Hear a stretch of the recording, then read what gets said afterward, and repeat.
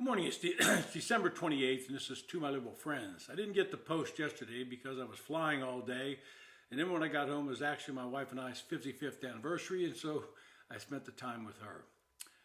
So what exactly is the national debt limit that we keep debating? Every year, 18 months, this issue pops up, and politicians grandstand about it depending on the politics of the day. Democrats used to want to either raise or eliminate the debt limit. Republicans wanted to force votes on the debt limit as a way of showing that Democrats are free spenders. Now, don't get me wrong. The amount of money that we as a nation are in debt is a serious issue. The interest on the debt keeps climbing, and it's now the number 2 issue in the annual budget. At $36 trillion plus, we cannot keep recklessly spending without any regard to paying the money back. But we have to be honest about what this issue has become. The debt limit is not about new spending, it's more about what we've already authorized to spend, and when that money is spent, we have to raise the limit. Read that, Treasury to issue more debt, or we run the risk of the U.S. being in default. If you want to see a financial meltdown with the markets in a free fall, then that's what would occur if we defaulted on what we owe. Earlier this month, with all the last-minute wheeling and dealing to get a funding bill passed, the debt limit became part and parcel of the debate. Donald Trump wanted the limit raised, or more precisely, waived for 2 years. He wanted this because it's crucial to his economic agenda.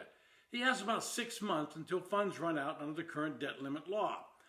And the current debt limit, in reality, is fake.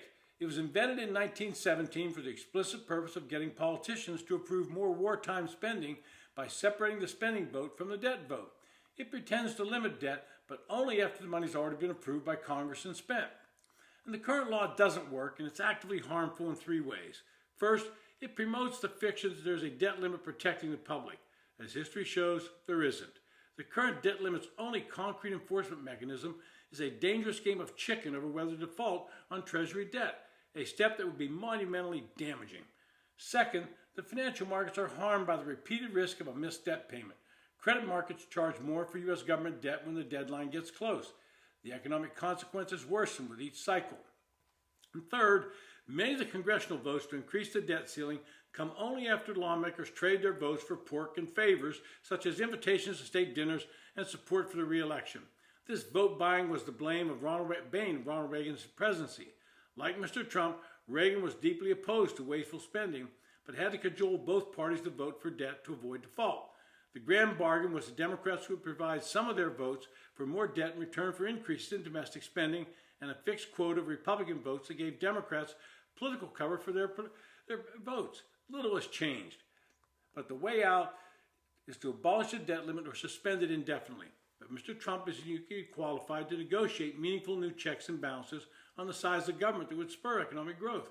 He won the election by opposing socialism and failed government. Unlimited growth in government blocks his goals of establishing peace through strength and making America great again. Over in the Senate in the coming year, Chuck Schumer will be the leader of the Democratic minority. He knows that the Republican majority cannot enact the Trump tax cuts and other economic agenda items, ones that would promote private sector growth, without his support. His side can't filibuster any changes in the debt ceiling and demand concessions. Read that, more government in exchange for their votes, and they will do that. When the American public has to realize that we don't have a revenue problem, we have a spending problem. Time after time, when taxes have been reduced, and I'm talking about John F. Kennedy, Ronald Reagan, and the Donald Trump presidencies, we've also seen revenue increase. The problem is that spending has also increased by more than revenue gains. And this is where the creation of the Department of Government Efficiency, DOGE, comes into play. And I know it's in vogue among liberals to make fun of Elon Musk and Vivek Ramaswamy, but both are individuals who know how to create innovative companies that are both efficient and profitable. Their task is simple: cut out waste that everyone knows exists in the federal government and allow the economic growth of reducing taxes to stimulate private sector growth to find that sweet spot of increased revenue and reduced spending. And the public's going to be watching how this plays out. The Trump platform of faster growth, deregulation, border security, tax cuts, dollar stability, and more energy manufacturing is what they voted for. Any serious efforts toward a permanent system to limit the sprawl of federal government would win instant acclaim from the public and financial markets. But this is going to require, in my opinion, a major change in how we process the federal budgets.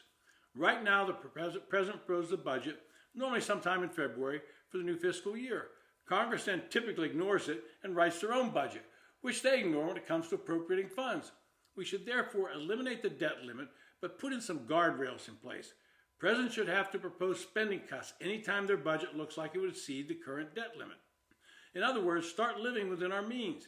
Another option would be to incentivize government officials and the bureaucracy to cut spending by providing a bonus if they bring their agency recommendations in below the previous year. Then force Congress to enforce those cuts. Now, these are some radical suggestions, but something has to change because we cannot stay on the same path we're on. We'll simply fall off the cliff toward national bankruptcy, and that's not something any of us want. This has been To My Liberal Friends.